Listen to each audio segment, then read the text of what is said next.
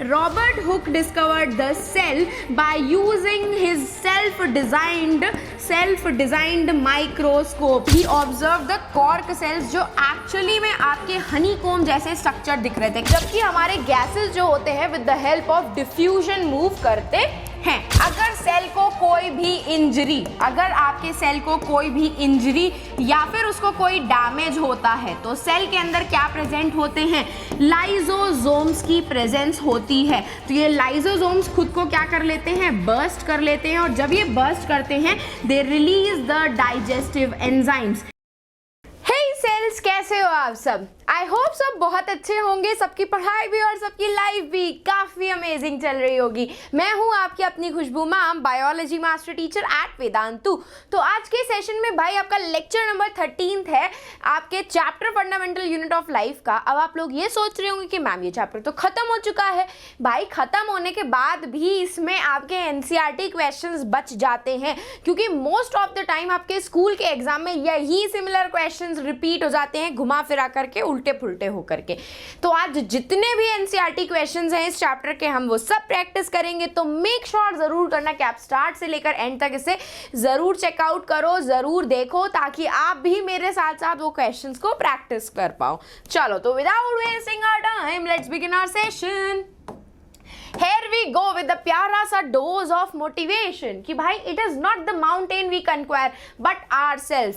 भाई ये चीज़ तो AKR सर ने भी मुझे कल बोली थी, उन्होंने एक कोट बोला था, मुझे एग्जैक्टली याद नहीं है, लेकिन आपकी लाइफ को, आपकी पढ़ाई को आप ड्राइव करोगे, आपके मार्क्स आप डिसाइड कर सकते हो और कोई डिसाइड नहीं कर सकता है, ठीक है। तो सिमिलरली रेस में जो कार चल रही है आपकी, वो कार की स्पीड आपका ड्राइवर कंट्रोल करता है, तो उसकी जीत भी ड्राइवर डिसाइड करता है, ना कि कोई और डिसाइड करता है। सिमिलरली आप अपनी पढ़ाई और आप अपने मार्क्स खुद से डिसाइड करोगे, कोई और डिसाइड नहीं करता है। तो ये आपके प्यारे AKR सर ने कल ही मुझे ये बात बोली थी, जो मुझे अभी तक याद है। तो बस मेक श्योर जरूर करना कि आप भी इसी पे अमल करके, इसी पे फोकस करके अपनी पूरी पढ़ाई करोगे। चलो तो let's begin our session with the very first question, and here we go with the very first question कि who discovered cell and how।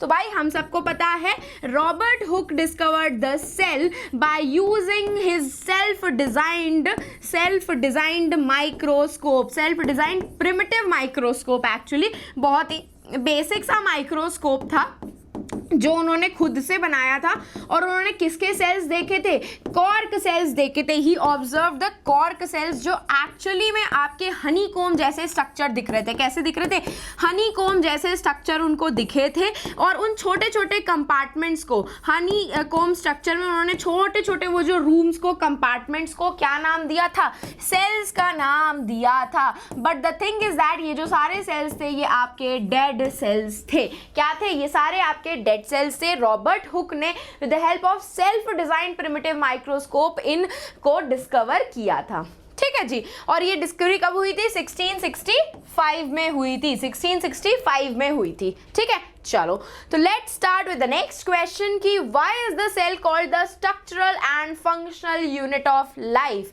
तो भाई हम किससे बने हुए हैं, मैं आप लोगों को क्या बुलाती हूँ, सेल्स। तो हमारी पूरी human body is made up of trillions of cells. तो ऑल टोटल मिला करके हमारी पूरी बॉडी का जो स्ट्रक्चर है, हमारी पूरी बॉडी का जो स्ट्रक्चर है वो कौन फॉर्म कर रहा है, ये ट्रिलियंस ऑफ सेल्स फॉर्म कर रहे हैं। हमारी बॉडी में टिश्यूज, ऑर्गन सिस्टम किससे बना हुआ है, सेल से मिलकर के ही तो बना है, इसीलिए हम इसे structural unit of the life बोलते हैं। अब हमारी बॉडी में बहुत सारे फंक्शन हो रहे होते हैं, जैसे कि हम न्यूट्रिशन ले रहे होते हैं, हमारे पेट में डाइजेशन होता है, हम एनर्जी बनाते हैं, हम बहुत सारे डिफरेंट तरीके के प्रोसेस करते हैं, ब्लड का ट्रांसपोर्टेशन होता है, या फिर हम एक्सक्रीशन का फंक्शन परफॉर्म करते हैं, मूवमेंट करते हैं, ग्रोथ करते हैं, हमारी डेवलपमेंट होती है। हालांकि आप तो हाइट में बढ़ गए होगे, मेरी हाइट छोटी इसलिए ले रह गई क्योंकि मेरा कॉम्प्लान एक्सपायरी था और मैं हॉर्लिक्स हॉर्लिक्स पीना भूल गई। तो ये तो चीज़ें हो गई आपके लिविंग ऑर्गेनिज्म की। ये जितनी भी लिविंग ऑर्गेनिज्म के जो फंक्शंस होते हैं, ये लिविंग ऑर्गेनिजम्स के जो भी फंक्शंस आप देख रहे हो, जो मैंने आपको अभी बताए, ये सब कुछ कौन परफॉर्म करता है? Performed by our cells. हमारे सेल्स ही ये सारे फंक्शन परफॉर्म करते हैं।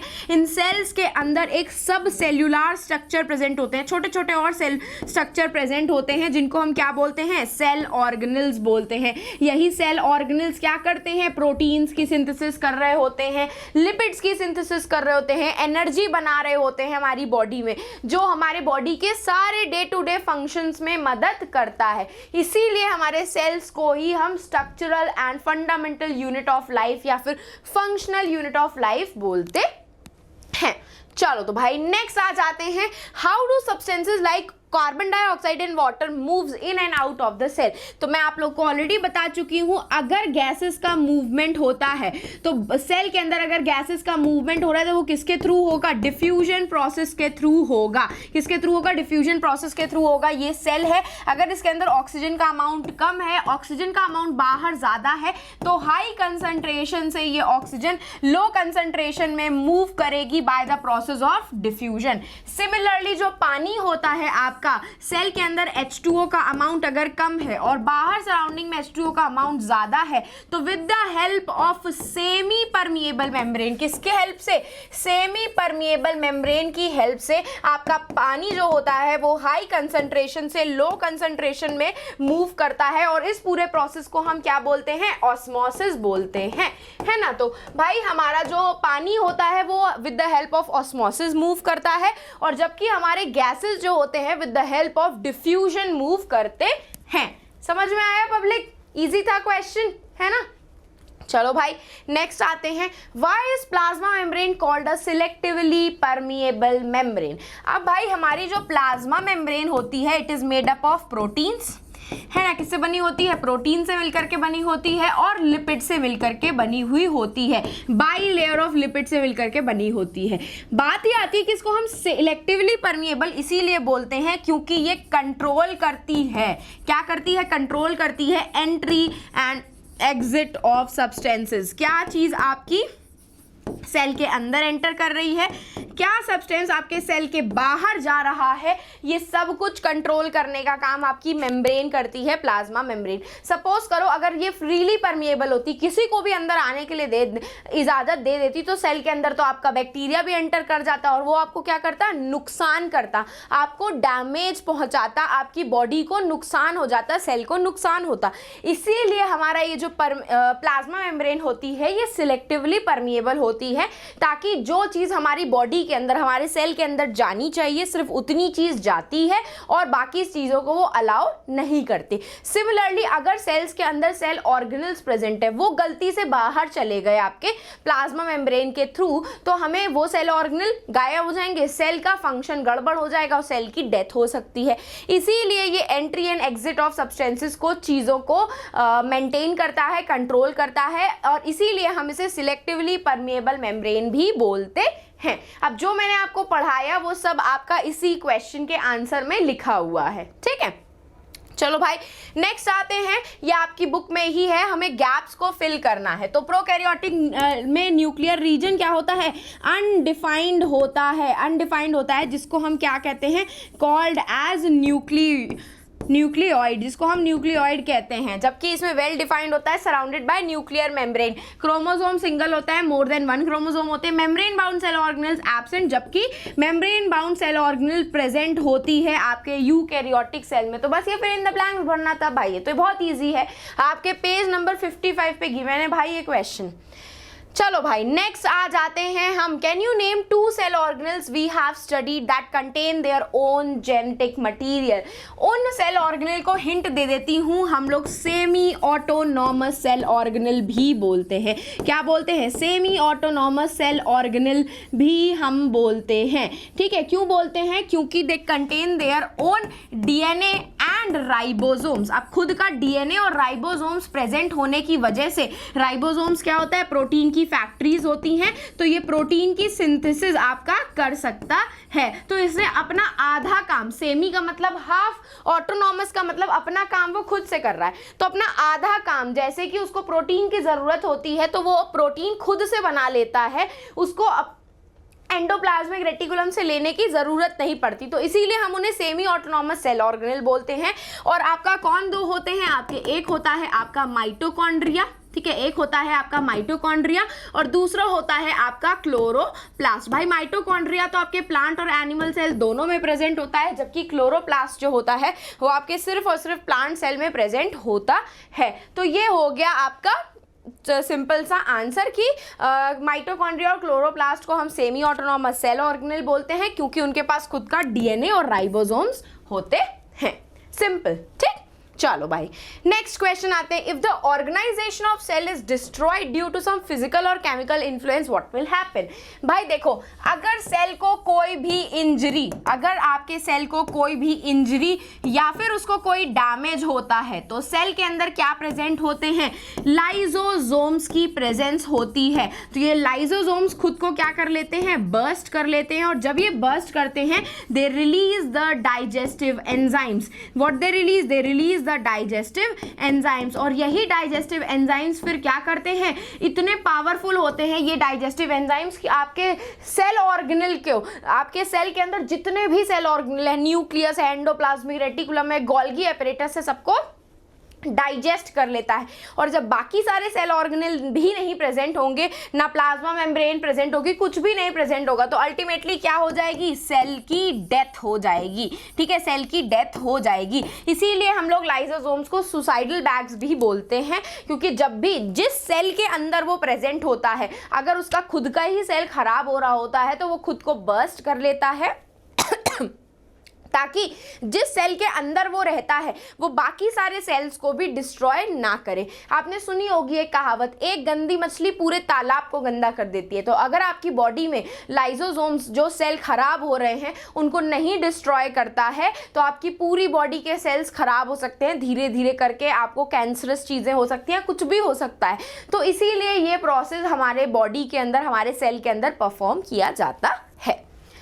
ठीक है भाई, इजी सा क्वेश्चन। चलो next, why are lysosomes known as suicidal bags. अभी मैंने बताया कि अगर जिस सेल के अंदर आपके ये लाइसोसोम्स प्रेजेंट होते हैं वो अगर डैमेज हो जाता है तो यही लाइसोसोम्स क्या करते हैं, इन्हीं के अंदर, इसी सेल के अंदर जो लाइसोसोम्स होते हैं वो क्या करते हैं, खुद को बर्स्ट कर लेते हैं। और जब वो बर्स्ट करते हैं तो दे रिलीजेस डाइजेस्टिव एंजाइम्स। क्या करते हैं, दे रिलीजेस डाइजेस्टिव एंजाइम्स, और यही डाइजेस्टिव एंजाइम्स क्या करते हैं, आपके इस पूरे सेल को डिस्ट्रॉय कर देते हैं। यही जो पूरा सेल है इसको क्या कर लेते हैं, डिस्ट्रॉय कर देते हैं। क्या करते हैं, डिस्ट्रॉय कर देते हैं।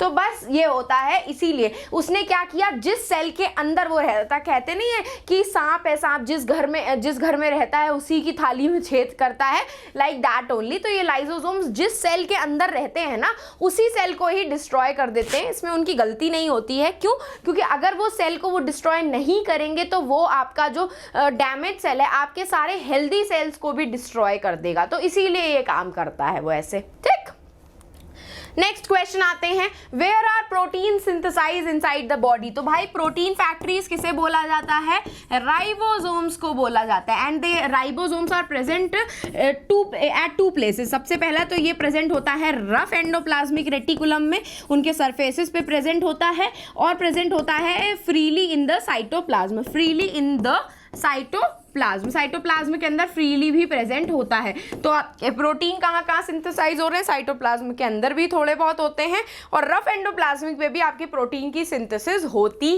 है। ठीक है, चलो भाई next question, make a comparison and write down ways in which plant cell are different from the animal cell. तो भाई जब भी आपको डिफरेंट बनाना है, कैसे बनाना है, एक टेबल के फॉर्म में बनाना है ना। तो प्लांट सेल क्या होते हैं, थोड़े से लार्जर इन साइज होते हैं, लिटिल बिट, और ये थोड़े से स्मॉलर इन साइज होते हैं। ठीक है, plant cell contains large size vacuole, इसमें लार्ज साइज वैक्यूल प्रेजेंट होती है, जबकि यहाँ पे small and few vacuoles present होते हैं, छोटे छोटे वैक्यूल्स प्रेजेंट होते हैं आपके, ठीक है। क्लोरोप्लास्ट प्रेजेंट होता है यहाँ पे, जबकि एनिमल सेल में कोई भी क्लोरोप्लास्ट की प्रेजेंस नहीं होती है, नो क्लोरोप्लास्ट, है ना, नो क्लोरोप्लास्ट आपका, ठीक है। उसके बाद यहाँ पे आपके पास वेल डिफाइंड गोल्गी एपरेटस होता है। क्या होता है? प्लांट्स के पास वेल डिफाइंड गोल्गी एपरेटस होता है, जबकि प्लांट सेल के पास वेल डिफाइंड गोल्गी एपरेटस की जगह पुअरली डिफाइंड डिक्टियोसोम्स नाम के सेल्स ऑर्गेनेल्स होते हैं, जो आपकी गोल्गी एपरेटस की तरह ही काम करते हैं, बिल्कुल same to same Golgi apparatus की तरह ही काम करते हैं। बस क्या होता है कि वो थोड़े से वेल डिफाइंड नहीं होते हैं। साथ साथ में आपके प्लांट सेल के पास सेल वॉल की प्रेजेंस होती है, जबकि आपके एनिमल सेल के पास नो सेल वॉल, कोई भी सेल वॉल की प्रेजेंस एनिमल सेल के पास नहीं होती, ठीक है। तो बस यही बोला जा रहा है आपका, जो मैंने आपको बता दिया, ठीक है। चलो, how is prokaryotic cell different from eukaryotic cells? Again difference based question है, हमें कैसे लिखना है आपका, उसमें लिखना है टैबुलेट फॉर्मेट में, प्रोकैरियोट्स, ठीक है, और दूसरा हो गया आपका यूकैरियोट्स, ठीक है। क्या हो गया आपका? यूकैरियोट्स, ठीक है। तो ये होते हैं आपके स्मॉलर इन साइज, ये होते हैं आपके स्मॉलर इन साइज, जबकि ये होते हैं आपके लार्जर इन साइज, ज्यादा बड़े होते हैं, ठीक है। Properly defined nuclear region, nucleus with nuclear membrane, है ना, न्यूक्लियस विद न्यूक्लियर मेम्ब्रेन, जबकि यहाँ पे पुअरली डिफाइंड न्यूक्लियस, यहाँ पे क्या होता है? पुअरली डिफाइंड न्यूक्लियस प्रेजेंट होता है आपका, ठीक है। सिंगल क्रोमोसोम्स की प्रेजेंस होती है, क्या होती है? सिंगल क्रोमोसोम प्रेजेंट होता है आपका, जबकि यहाँ पे क्या होते हैं? More than one chromosome, more than one और टू क्रोमोसोम, बहुत सारे क्रोमोसोम्स प्रेजेंट होते हैं आपके यूकैरियोटिक सेल्स में, ठीक है। उसके बाद यहाँ पे membrane bound cell organelle absent होती है प्रोकैरियोटिक सेल में, जबकि membrane bound cell organelle properly with membrane के साथ यूकैरियोटिक सेल में प्रेजेंट होती है। तो इस तरीके से आप डिफरेंस लिख सकते हो। हमेशा difference based question tabulate format में ही लिखने हैं, कभी भी उसको पैराग्राफ फॉर्मेट में मत लिख करके आना, मार्क्स चले जाएंगे। फिर मेरे से आके मत बोलना मैम मेरे मार्क्स चले गए, ठीक है। नेक्स्ट आते हैं, what would happen if the plasma membrane ruptures और ब्रेक डाउन? तो भाई प्लाज्मा मेम्ब्रेन क्या कर रही थी? It is known as the selectively permeable membrane. क्या बोलते हैं हम इसको? Selectively permeable membrane. मतलब क्या हो रहा है भाई? ये कंट्रोल कर रही है चीज़ों के एंट्री और एग्जिट को। तो अगर ये डिस्ट्रॉय हो गई, क्या हो गई? अगर ये डिस्ट्रॉय हो गई तो भाई आपके सेल के अंदर कोई भी माइक्रो ऑर्गेनिज्म भी एंटर कर सकता है ना, कोई भी माइक्रो ऑर्गेनिज्म एंटर कर सकता है, और साथ साथ में सेल के जो सेल ऑर्गेनल्स हैं वो भी क्या हो जाएंगे? तितर बितर हो जाएंगे, बाहर निकल जाएंगे उससे। तो पूरा सेल का जो ऑर्गेनाइजेशन होता है वो डावाडोल हो जाता है, गड़बड़ हो जाता है, और सेल की क्या हो जाती है? डेथ हो जाती है। सेल की क्या हो जाती है? डेथ हो जाती है। अगर आपके प्लाज्मा मेम्ब्रेन रप्चर हो गया तो सेल के अंदर सेल ऑर्गेनल्स इधर उधर बिखर जाएंगे, इवन आपका माइक्रो ऑर्गेनिज्म भी एंटर कर जाएगा, और इस तरीके से आपकी सेल की डेथ हो जाएगी, ठीक है। यही लिखा हुआ है, एक बार पढ़ लेना, ठीक है। What would happen if to the life of a cell if there was no Golgi apparatus? तो भाई Golgi apparatus क्या करता है आपका? What do Golgi apparatus do? Golgi apparatus करता है आपके प्रोटीन्स की पैकेजिंग करता है, उसको पैक करता है, उसको मॉडिफाई करने का काम करता है कि भाई जिस सेल ऑर्गेनेल को जैसा प्रोटीन चाहिए वैसा बनाता है, और उसको अलग अलग करता है कि किस सेल ऑर्गेनेल को किस टाइप की प्रोटीन की ज़रूरत है। और साथ साथ में ये लाइजोसोम्स की सिंथेसिस भी करता है। किसकी सिंथेसिस करता है? लाइजोसोम्स की सिंथेसिस करता है। तो अगर आपके सेल के अंदर ये Golgi apparatus क्या हो गया? डिस्ट्रॉय हो गया, तो भाई ये सारे फंक्शंस नहीं होंगे। अल्टीमेटली जो प्रोटीन्स आपके डिफरेंट सेल ऑर्गेनल्स को चाहिए वो उन्हें मिलेंगे नहीं, और सब कुछ गड़बड़ हो जाएगा। तो ऑल टोटल मिलाकर के सेल की डेथ ही हो जानी है अगर उसमें से कोई भी उसका सेल ऑर्गेनल जो इंपॉर्टेंट है वो गायब हो जाएगा तो, ठीक है।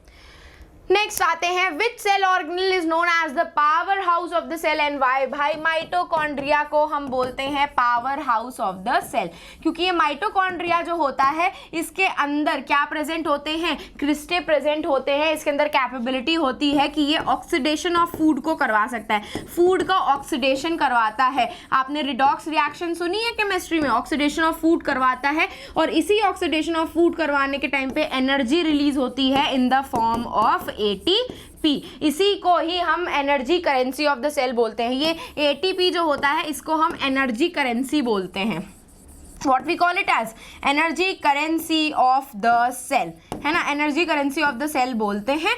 और इसी की वजह से आपके माइटोकॉन्ड्रिया को हम power house of the cell बोलते हैं, क्योंकि यही एनर्जी जनरेट करता है। Next question, where do the lipids and proteins constituting the cell membrane get synthesized. तो भाई लिपिड्स की सिंथेसिस कौन करता है? आपका smooth endoplasmic reticulum. Smooth endoplasmic reticulum क्या करता है? लिपिड्स की सिंथेसिस करता है, जबकि रफ एंडोप्लाज्मिक रेटिकुलम क्या करता है? आपके प्रोटीन की सिंथेसिस करता है। What they do? They synthesises the protein. ठीक है, समझ गए? Next question, how does N amoeba obtains its food. तो भाई ये सपोज करो अगर आपका अमीबा है ना, कोई भी शेप बना लो, ये उसको फूड पार्टिकल दिखा, क्या दिखा? ये उसको फूड पार्टिकल दिखा। तो जैसे ही अमीबा को फूड पार्टिकल दिखता है तो अमीबा एक फॉल्स फीट की फॉर्मेशन करता है। किसकी फॉर्मेशन करता है? फॉल्स फीट, जिसको साइंटिफिक लैंग्वेज में बोलते हैं सूडोपोडिया। और इसी के थ्रू, ये सूडोपोडिया के थ्रू ही ये क्या करता है? फूड पार्टिकल को क्या कर लेता है? एनगल्फ कर लेता है। और जब एनगल्फ करता है तो ये किसकी फॉर्मेशन करता है? Form food vacuole. क्या करता है? फूड वैक्यूल की फॉर्मेशन करता है। और इसी फूड वैक्यूल के अंदर उसका पूरा खाना क्या होता है? डाइजेस्ट होता है। और इसी पूरे प्रोसेस को हम क्या बोलते हैं? या तो इसको हम फैगोसाइटोसिस बोल सकते हैं या फिर इसको हम लोग एंडोसाइटोसिस बोल सकते हैं। दोनों ही टर्म बिल्कुल करेक्ट है। आपकी बुक में शायद एंडोसाइटोसिस लिखा हुआ है, अगर आपको कहीं पे फैगोसाइटोसिस ऑप्शन दिखे तो वो भी करेक्ट होगा। दोनों में से कोई भी बोल सकते हैं, फैगोसाइटोसिस भी बोल सकते हैं और एंडोसाइटोसिस भी बोल सकते हैं, दोनों ही एक ही टर्म होते हैं। चलो, what is osmosis? Osmosis is the movement of solvent मतलब लिक्विड स्टेट में कोई है, या फिर water from high to low concentration through semi permeable membrane. SPM लिखा है शॉर्ट में, जो कि होता है सेमी परमिएबल मेम्ब्रेन। ठीक है, SPM लिखा है, that is the semi permeable membrane. इसी को ही हम ऑस्मोसिस बोलते हैं।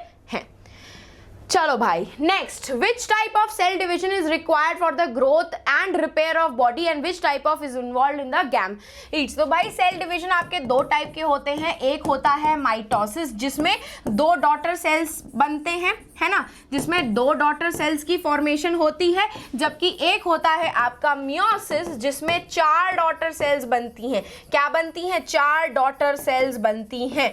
अब मैं बात करूं गैमीट्स के फॉर्मेशन की, तो meiosis is responsible for gametes formation. Gametes का मतलब होता है स्पर्म और ओवम की फॉर्मेशन। ठीक है, किसकी फॉर्मेशन? स्पर्म की एंड ओवम की फॉर्मेशन। जबकि अगर मैं बात करूं आपके माइटोसिस की, तो ये बॉडी के सेल्स की, बॉडी सेल्स जिसको हम लोग साइंटिफिक लैंग्वेज में सोमैटिक सेल्स भी बोलते हैं, उसके सेल्स की ग्रोथ और रिपेयर करवाता है, जैसे इसमें लिखा है ग्रोथ एंड रिपेयर। तो माइटोसिस जो होता है वो बॉडी सेल्स, सोमैटिक सेल्स में ग्रोथ और रिपेयर करवाता है, जबकि मियोसिस जो होता है वो गैमीट्स की फॉर्मेशन करवाता है, दैट इज स्पर्म की सिंथेसिस करवाता है मेल्स में, और फीमेल्स में ओवम की सिंथेसिस करवाता है। चलो भाई, this is the end of our सारे क्वेश्चन एनसीईआरटी के। तो बस जाते जाते आपको क्या करना है, टेलीग्राम चैनल को ज्वाइन कर लेना है, ताकि आपसे कोई भी मेरी इंपॉर्टेंट सी अपडेट जब भी मैं सेशन ले रही हूँ मिस आउट ना हो जाए। और अगर आपको अपनी गुन्नू मैम को, जो मेरे प्यारे सारे से सेल्स मुझे बुलाते हैं, उनको अप्रोच करना है, कोई डाउट पूछना है, कोई हेल्प चाहिए, तो आप मुझे इंस्टाग्राम पे अप्रोच कर सकते हैं। खुशबू_भाटिया मेरा इंस्टाग्राम का अकाउंट है, यहाँ पे मैं आपको अवेलेबल मिलूंगी। तो बस जाते जाते क्या करना है मेरे प्यारे बच्चों को, सेशन को लाइक करना है, चैनल को सब्सक्राइब करना है, एंड अब हम फिर मिलेंगे चलते चलते ऐसे ही नेक्स्ट अमेजिंग सेशन में। तो bye guys and take care.